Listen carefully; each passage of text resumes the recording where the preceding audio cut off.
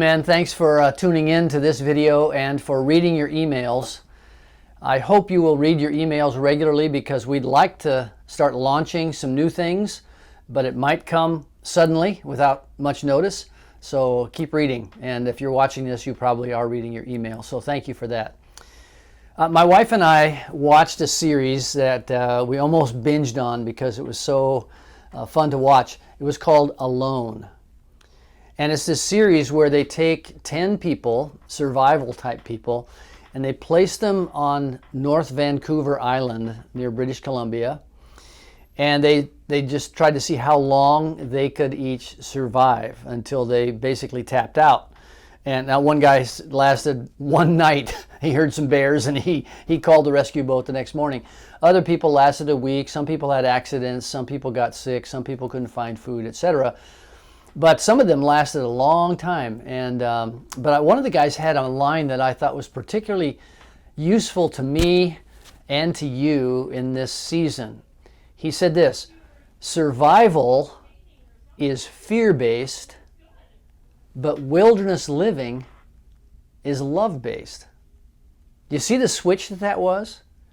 The same conditions applied, the same amount of suffering, the same amount of uncertainty, but a person who's just trying to survive, just eking out an existence, is based on fear. Am I going to be able to make it? Will I find something to eat today? Will it rain tonight? Will the bears get me? Whereas a wilderness living person says, this is an adventure, and I want to discover what's around me. I want to discover how to do this. I want to make things, and I want to establish myself living in an environment that is, granted, harsh, but I want to be more than just a survivor. Well, I've thought about that a lot, and so if you don't mind sitting in on a self-counseling session, I want to give you some things that I've been thinking about for myself, because I want to encourage you to be a dangerous man. Not a dangerous man who is on the warpath or who's an outlaw or a despoiler or a crusader or a jerk. I want you to be a dangerous man in the sense of being a man who is willing to go against the status quo, who's willing to tip over some things that are conventional and do it in a Jesus way. So I want to read you a text of scripture that really challenges me to be this kind of dangerous man. And I don't have 2 hours to unpack this. I'll just take a couple of minutes. But it's found in Matthew chapter 5, verse 38. Listen to this. As a man living under COVID-19 with all kinds of inconveniences and many things that we're all unhappy with. Here's what Jesus said. You have heard what it was said, an eye for an eye and a tooth for a tooth.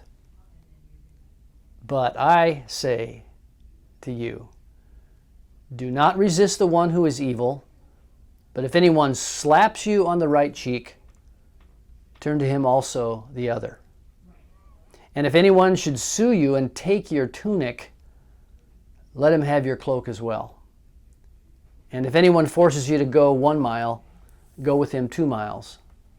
Give to the one who begs from you, and do not refuse the one who would borrow from you.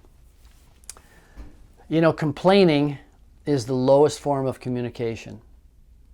No one has ever changed because someone complained to them.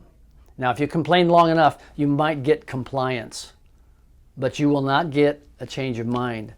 And yelling at people with conventional wisdom about my rights and my inconveniences and my personal sense of affront is not going to change people's minds. And Jesus says conventional wisdom is all about looking out for ourselves, an eye for an eye and a tooth for a tooth.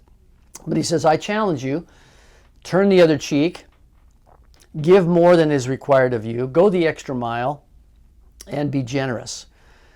And that's a challenge to me, because the more input I have, the more intake I have of media and news, often the more frustrated I become.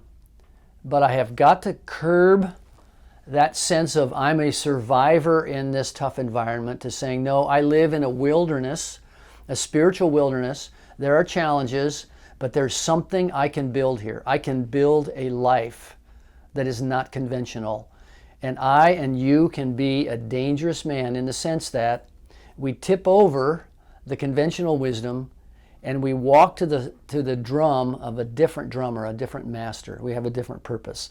So yes, there is a time to stand up for justice. Yes, there's a time to insist on our constitutional rights. Yes, we often need to resist evil with force. I'm not taking that away, but most of the time, men, in my self-counseling, I'm just ticked off. It's just a personal affront to me, planet me, my universe, and my goals. And so I come to the words of Jesus, and he stops me in my tracks and says, if you really want to be a dangerous person in the sense of totally setting a different direction and pace, not only for yourself, but for all those who are watching, your wife, your children, your grandchildren, your neighbors, your friends, the people who are watching you, then I want you to live in a totally different way. So I want to challenge you to watch the Greatest Hits video this week. It's about Nehemiah, who was the epitome of a dangerous man.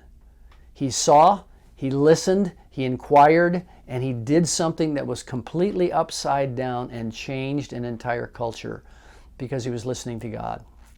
I know this is a big gulp, but maybe it's a daily gulp you need to take. It certainly is for me, because for me to live this way, I need to come back to the words of Jesus and say, Lord, coach me today, get me off the ledge, help me to walk into my circumstances, to live in a wilderness where there are plenty of challenges, and it's about my attitude and perception of what those are. So guys, find some one thing, just one thing or one person where you can walk toward the fire in a different way today and be a dangerous man as a follower of Jesus as you represent him. God bless you. Read what we have here. Watch the videos. We hope to gather soon. God bless.